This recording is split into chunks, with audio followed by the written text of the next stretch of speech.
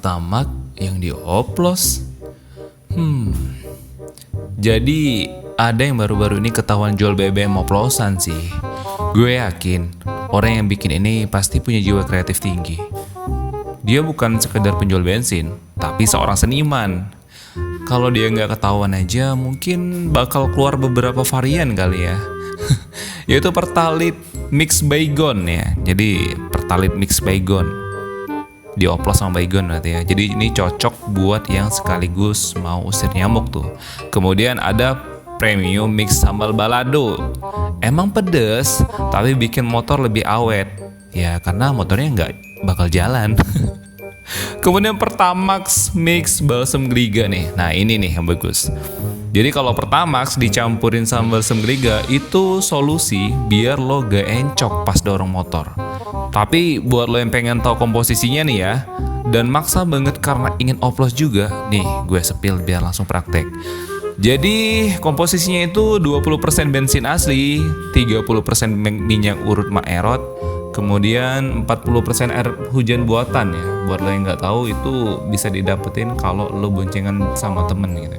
Nah jadi lo duduk di belakang, terus biarin temen lo ngoceh gitu ya. Nanti lo bakal tahu sendiri tuh, bakal ada air hujan buatan. Nah di saat itulah lo harus ambil agar menjadi salah satu komposisi terpenting dalam bensin oplosan. Terus 10%-nya sih bumbu rahasia ya. Mungkin air cuci motor kayaknya. Nah, gue yakin kalau ini didaftarin ke Guinness World Record, kita menang ya kan? Karena nggak ada negara lain yang bisa sekreatif ini dalam menciptakan sumber energi alternatif ya. Jadi negara tuh belum ada nih kepikiran. Bakal Albert Einstein mungkin, wah nih anjay, ini apa-apaan ini ya kan? Jadi para koruptor juga ya harus kita kirim nih untuk ke Olimpiade nanti ya, Olimpiade olahraga. Karena mereka tuh memang punya bakat ya. Contohnya ya, lari cepet dari tanggung jawab. Jago ya.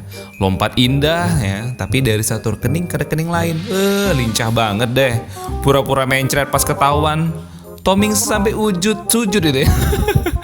Jadi aktingnya tuh udah mantap ya. Jadi sekelas Tomingse pun langsung sujud ya kalau ngelihat aktingnya para koruptor itu kalau dia ketahuan korupsi gitu ya.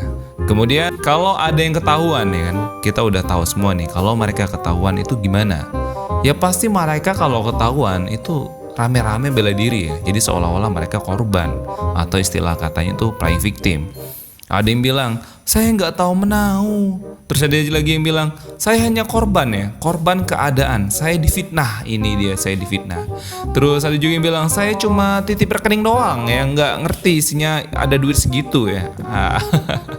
Coba bayangin ya, ada duit triliunan masuk ke rekening lo, tapi lo nggak sadar. Anjir ya kan? Sekonyol itukah kita untuk percaya ya kan? Jadi lo konyol banget kalau untuk percaya itu. Karena kayaknya gue lebih percaya makanan kesukaan Albert Einstein itu semur jengkol dan sawi hijau ya. Dan juga mungkin dia lahir di Ciledug. Kayaknya gue lebih percaya hal itu, teori itu ya. Gue aja nih ya, ada notif ditagih sama Telkomsel karena utang pulsa. Bunyi notifnya kayak sirine tawa ya, kayak sirine tawa masjid pas masih buka gitu ya. Apalagi kalau rekening gue tinggal 10.000 ya kan, langsung panik ya ngecek mutasi. Jadi ini gue abis ngapain ya kan, abis transfer siapa ya, abis beli apa ya. Gue beneran gelisah ya. Kadang sampai kebawa ke alam roh gitu kan. Jadi sampai kebawa mimpi gitu ya. Anjay ini rekening gue bener sendiri kaget gitu ya. Tapi sejujurnya korupsi di Indonesia ini udah bukan kayak sekadar kejahatan ya, tapi udah kayak tradisi kuliner. Karena para koruptor yang sekali beli kopi bisa puluhan juta ya kan, dan bilang kalau dia nggak tahu menau. Wow, bandingin dengan gue ke Indomaret aja itu harus ngubek-ngubek nyari promo ya, cariin satu-satu list harga, siapa tahu ada yang tipu ya kan? Maksud gue mungkin di cek harganya itu 20k terus kemasuk 2k ya. Itu yang gue buru ya kan, itu yang gue cari. Atau kalau lagi hoki sih ada ya, Indomie beli 1 gratis 1 dus ya. Ya cuma nanti ada dapat surat pernyataan dari kepolisian gitu ya. Jadi gampang kan. Beda perlakuan ya, ini di Indonesia ada di Konoha ya. Beda perlakuan maling kelas elit sama maling kelas sulit. Kalau maling kelas sulit ya lu bisa lihat tuh ya ditangkap ya, dipukul warga ya, kemudian dia diinterogasi dan yang pastinya langsung mengakui semua kesalahannya kan. Terus ketemu hakim ya, langsung wah, hakim bengis banget ya kan, wah tajam banget nih hakim, langsung kasih hukuman gak masuk akal biasanya. Jadi kalau lo maling ayam lo 10 tahun, kadang 15 tahun itu tergantung mood ya. Terus juga lo bisa dihukum ya 69 tahun ya kalau bisa. Jadi itu ya perbedaan yang sangat mendasar.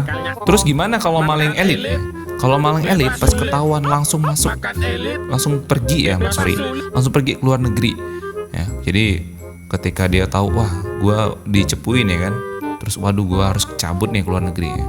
Kemudian pas diinterogasi, misalnya dia ketangkap nih, pas diinterogasi berasa ngobrol di pos ronda ya kan. Jadi interogasinya itu kayak ngobrol di pos ronda gitu ya. Dikasih kopi ya kan, pisang goreng atau goreng-gorengan ya. Terus ketika di sidang juga ini nih yang gue suka nih. Ketika di sidang mereka bakal pura-pura amnesia gitu ya. Jadi pas di sidang jawabannya selalu gini nih. Saya tidak ingat yang mulia, saya lupa ya. Saya nggak paham nih ini kenapa tiba-tiba ada gitu. Ada. Coba hakimnya tanya gini, apakah saudara ingat tanggal gajian ya kan? Pasti dia ingat ya kan, kebangetan kalau nggak ingat ya.